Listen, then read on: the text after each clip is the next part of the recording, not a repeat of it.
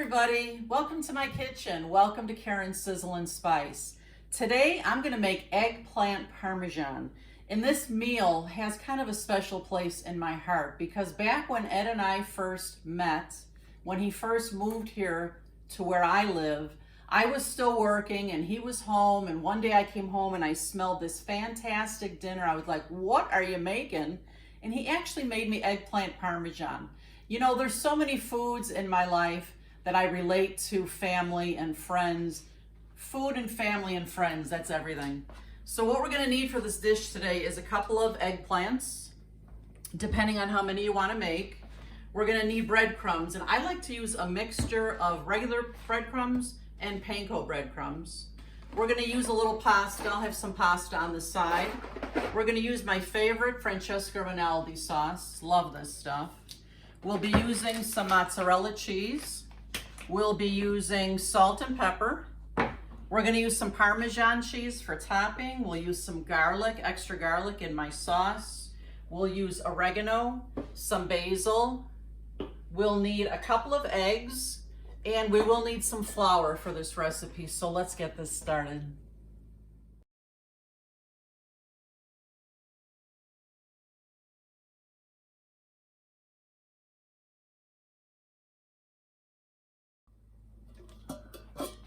I wonder, you guys, how old are some of your pots and pans? This one, would you believe, is 45 years old. I can remember like yesterday, the day that I bought it. It was right before I was married, and they used to have traveling salesmen who would sell pots and pans and dishes, and he was at my house, and my fiance, who became my first husband, was there, and he told me, don't you dare buy those pots and pans. I mean, he threatened me with my life, just about, not to buy these pots and pans. So I did what any smart girl would do, and I bought them. So 45 years later, and I'm still using these pots and pans, and I won't get rid of them anytime soon. In fact, maybe I'll leave them in my will to one of my daughters. One of the funny things is, friends, I didn't even get the whole set of pots and pans in the divorce. I only got about half the set, but I'm still using them. So anyway, the other day, a friend of mine was watching one of my videos, and she noticed my pots and pans. So my friend Marta messaged me, and she said, are those retro pots and pans? And I thought, is that a brand name? Because if it is, I'm not familiar with it. And then I realized she just meant they're really, really old. So Marta, thanks, because it got me thinking, I could probably use a new set of pots and pans. So, you know, as I think back, I realize now my choice of first husband was not very good. My choice of pots and pans was excellent. And then, friends, along came Eddie. You know, I feel like we will always be on our honeymoon. We've been married for almost 10 years now. It seems like yesterday. Time flies so fast with him. But when I met Eddie, he wooed me. He wanted me to marry him, and he kept making me promises. And the good thing is he has kept all his promises. He would tell me, Karen, if you marry me, all you'll have to do is get up every day and breathe. I'll take care of everything else. He's just the sweetest man. In fact, I wrote 2 books that talk about Eddie, and I'm going to put those links in the description of this video. One is called Words to Love By. The other one is called Dark Secrets No More, in case you're interested in hearing more about Eddie and I.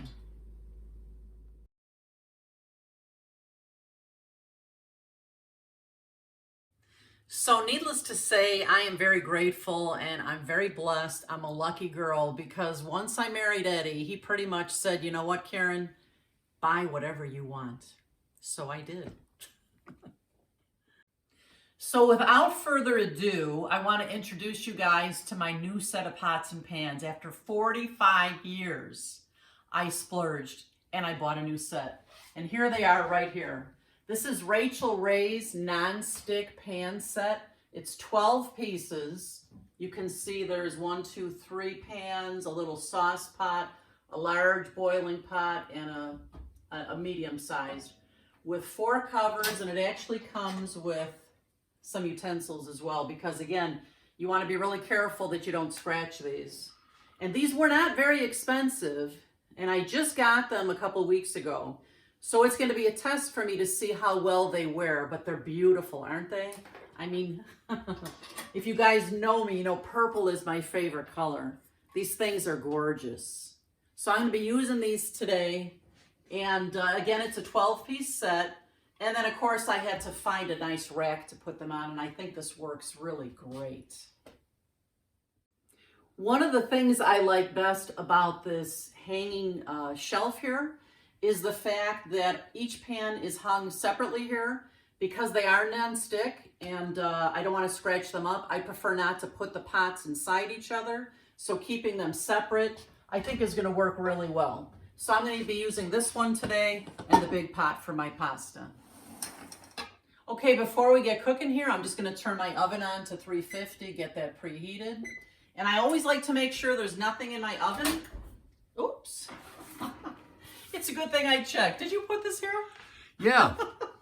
You're funny, Eddie. You know what, though? It's a good reminder for me to tell all you guys, if you haven't subscribed yet, I don't know what you're waiting for. You got to subscribe. It means everything to me in the YouTube world. So thanks for that.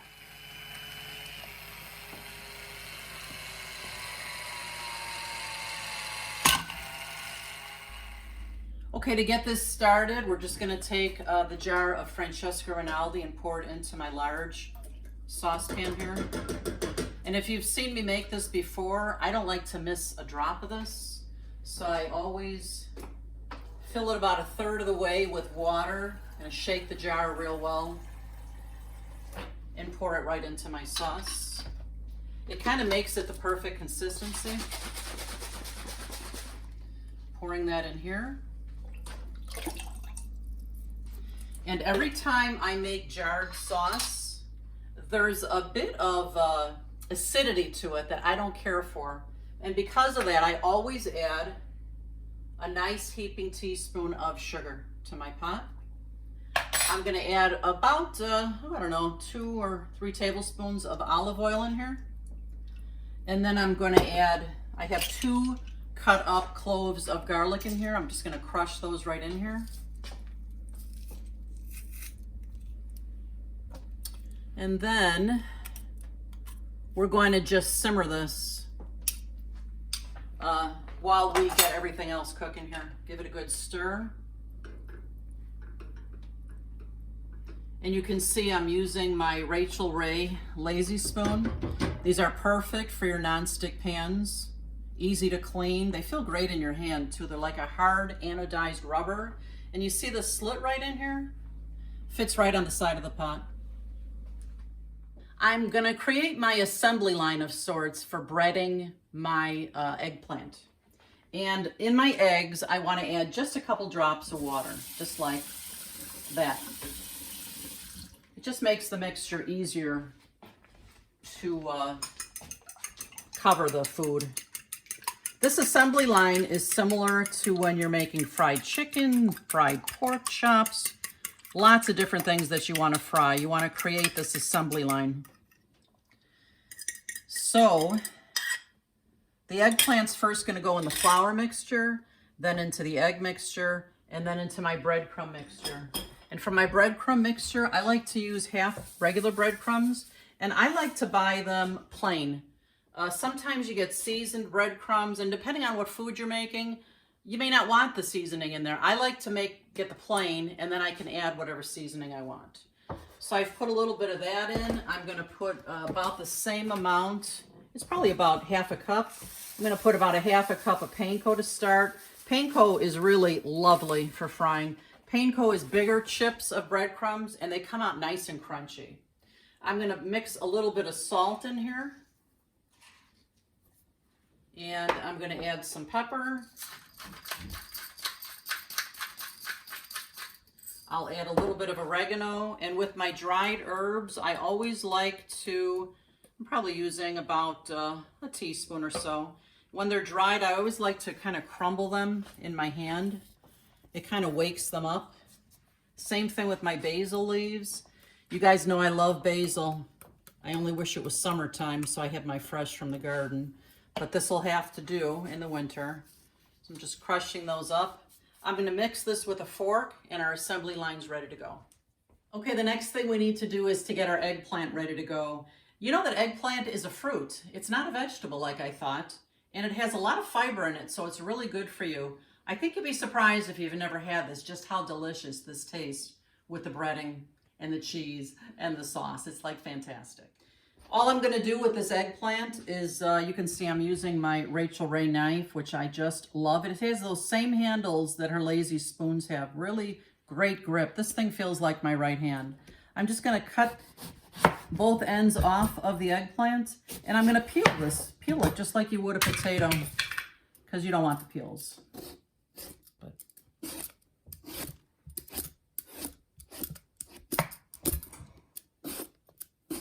So now that I have both eggplants peeled, you can see that they're smaller on one end than on the other. So you can decide which part of the eggplant you prefer and what size you want your little triple deckers to be.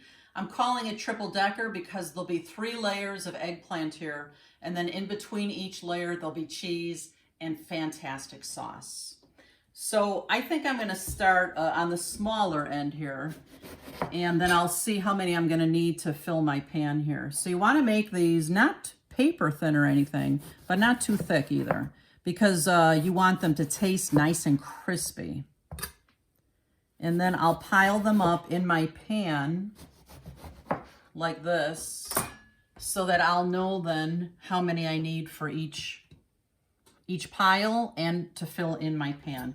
And it's just Ed and I here, so for today I'm not going to make too many. But you can see where you'd want to have about the same size eggplant for your whole pile. So here we'll do 3 here, and then I'm going to cut my other eggplant at about the same size there, and just cutting these nice and thin. They're probably about maybe a 1/4 inch thick.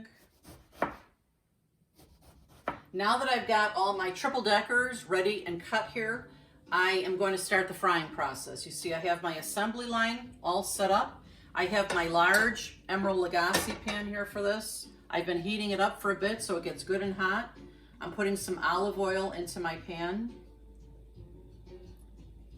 I need to stir up my breadcrumbs here. Remember, this was panko and regular breadcrumbs with salt, pepper, basil, and oregano.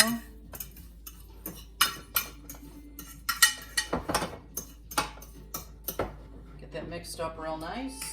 And then I'm just going to start putting my eggplant right into the flour. You can see why I said it's like an assembly line. Shake it off a little bit, put it into the egg. And right into the panko and the breadcrumbs. I'm going to try to see if I can do this just with one hand. It's good to keep one hand clean if you can. Look how beautiful that is. Right into the frying pan. There we go. There's a nice sizzle going on there. So once you have this set up, it's really pretty easy. The better you organize when you cook, the better your foods will come out. So I'm just going to keep doing this, and I'll show you how beautiful these look once they start to brown. You know, this is a great meal to make if you're looking to eat less meat. It's a nice meatless meal, and you know what? It's really inexpensive to make. Friends, look at how beautiful these are browning. And the smell in my kitchen. Oh, look at that. Oh, these are going to be so nice and crispy. You guys, look at how gorgeous these are. They're ready for me to move them over to the pan. So I'm taking my 13 by 9 dish here, and I'm just going to spray it with ham, just so nothing sticks. And I'm going to move my eggplant into the next part of my assembly line here. Oh, this is going to be so good. I haven't made this in a while, Eddie. Yum, yum. Look at that. You know, this eggplant, Ed and I were just talking about it. What's the flavor like For me, it's savory, it's crunchy, it's a little bit nutty. It's really kind of different from anything I've tasted before. What do you think, Ed? I agree. I think it's got its own taste. It's really good. You guys are gonna love it.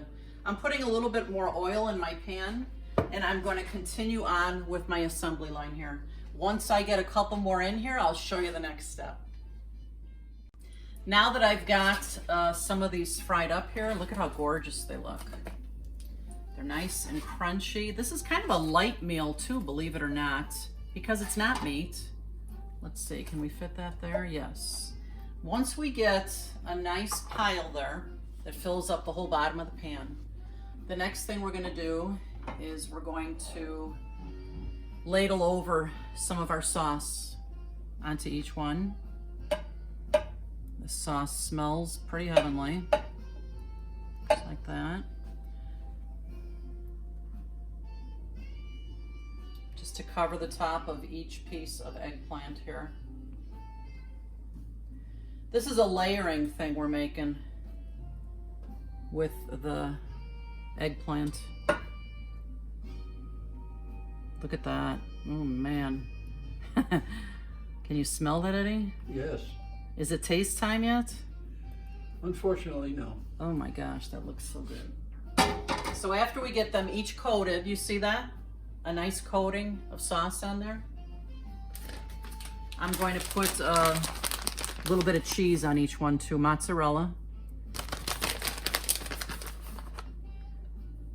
We're layering this almost like you would a lasagna. Look at that. Is there ever too much cheese, Ed? No. I think you're right.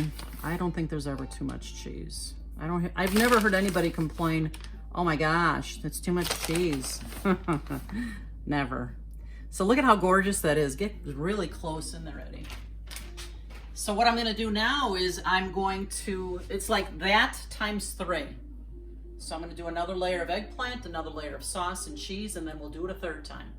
And I'll show you what these are gonna look like when they're all piled up and ready to pop in the oven. They're gonna be fantastic. My pasta water has come to a boil. I add a little bit of salt to the pot. And I'm just gonna use about half a box of pasta for Ed and I today. I'm using rigatoni.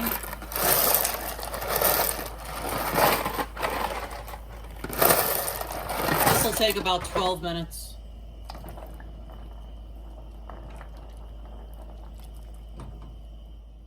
Okay, now that my pasta's almost ready here, I'm just gonna give it a quick stir.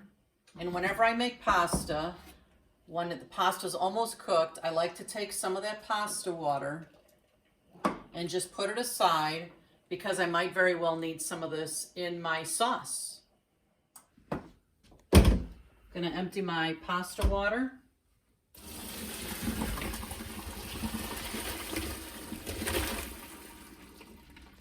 Gonna drain it for just a minute. Pour it right back into my pot. And I used to just throw my pasta on a dish, put my sauce over it. But honestly, I have found over the years, it tastes much better if you put it together in the pot and let it sit for a few minutes because that pasta really soaks up all of that delicious sauce. So I'm just gonna pour this right over my pasta here. Friends, would you look at that? These things look fantastic. Smells so good.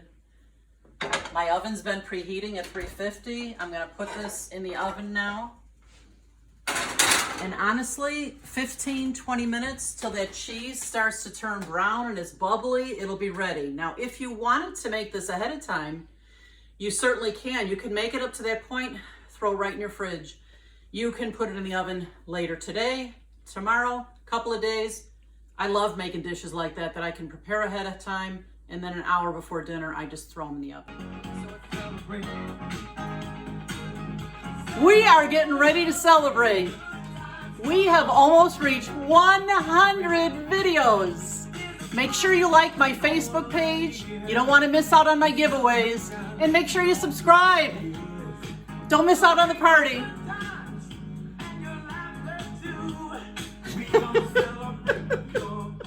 So thanks again to you, Myrna, for making me really think about just how old my pots and pans were. I really appreciate you, and I appreciate all my loyal subscribers and all of you who watch my videos every week.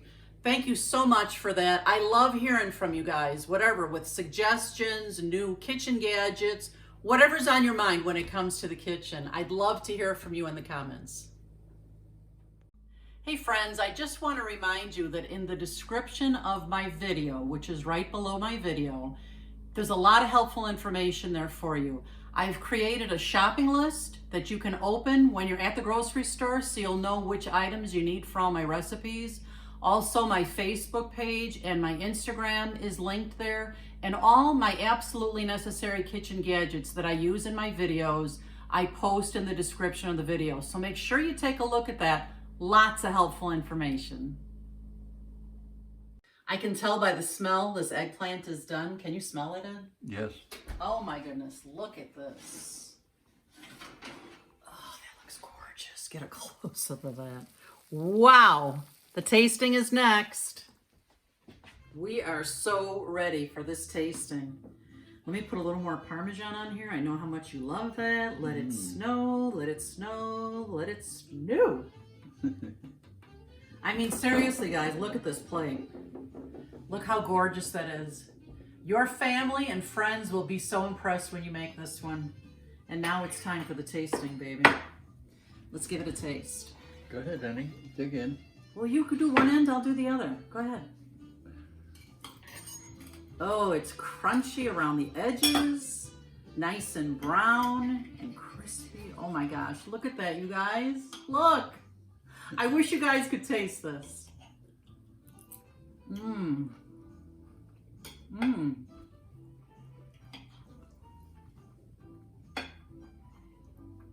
Eggplant is a little nutty. It's savory, chewy on the inside. And it's delicious. It's so good. How's the pasta? Let's try that. Oh man. I give this a 10 on a scale of 1 to 10. How about you? You know, I hope you guys make this. I hope that you love it as much as we do. And remember, you eat with your eyes first, so you may as well make it beautiful. We'll see you next time, guys. Thanks for being here. Bye-bye.